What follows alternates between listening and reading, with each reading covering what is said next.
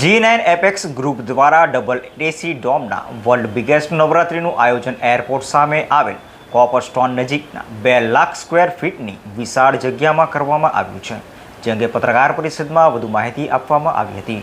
સુરતમાં દર વર્ષે નવરાત્રિનું ભવ્ય આયોજન કરાય છે. નાના બાળકોથી લઈને મોટેરાઓ સુધી નવરાત્રિમાં ગરબે ઝૂમવા થનગની રહ્યા છે.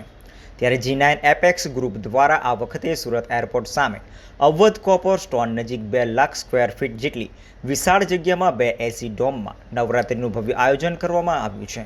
આ અંગે G9 એપેક્સ ગ્રુપના હિરેનભાઈ કાકડિયાએ જણાવ્યું હતું કે આ વર્ષે G9 ગ્રુપ દ્વારા કેદાર ભગત મ્યુઝિક ડાયરેક્ટર, દિવ્ય કુમાર બોલિવૂડ સિંગર, પ્રિયંકા વૈદ, ચૈત્રાલી છાયા, વિશ્વા શાહ, શ્વેતા વિરાસ, કૌશિક દેશપાંડે જેવા ટોપના ગાયક કલાકારોની સાથે નવરાત્રિનું આયોજન કરવા જઈ રહ્યું છે.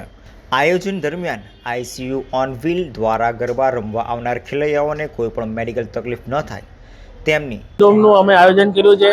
અને G9 એસી જે બનાવ્યું છે ડબલ ડોમ એસી એટલા માટે કે જનરલી એક ડોમમાં એસી હોય છે.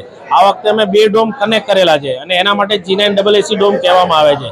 સુરત શહેરની નજીકમાં એરપોર્ટ પાસે જ આખા 1 લાખ વાર જગ્યામાં આનું પ્લાનિંગ કરવામાં આવ્યું છે. અને આ જે જગ્યા છે ત્યાં ખેલાડીઓ આવે એમને રમવા માટે સારી સુવિધા, પ્લસ જે લોકો નોન ખેલાયા છે એમના માટે પણ એટલી જ જગ્યા આપવાનો અમે પ્રયાસ કર્યો છે. આ સાથે જે લોકો આવે છે એમને ઇઝીલી વેલે પાર્કિંગ અને કદાચ વરસાદનો માહોલ હોય तो वगर पलड़े अंदर जाइए सीधा एसी रूम में रमी सके ये प्रमाणे आखो आयोजन કર્યું છે. जी, मैं प्रियंका वैद्य हूँ और सूरत में G9 के साथ मेरा 7 साल, ये 7वीं साल है मैं परफॉर्म करने वाली हूँ. किस तरह का इस बार धमाकेदार एंट्री? बहुत ज़्यादा एक्साइटमेंट है क्योंकि लास्ट ईयर भी इतना ज़्यादा रिस्पांस मिला था मुझे और इस बार उतनी जिम्मेदारी बढ़ गई है, तो मुझे G9 को एकदम हाईएस्ट लेवल पे पहुंचाना है. इस बार क्या नया है? गरबा में बहुत सारा नया हम लोग ने गाना डाले हैं, अभी बताएंगे तो आप लोग मज़ा नहीं आएगा, लेकिन आना पड़ेगा उसके लिए.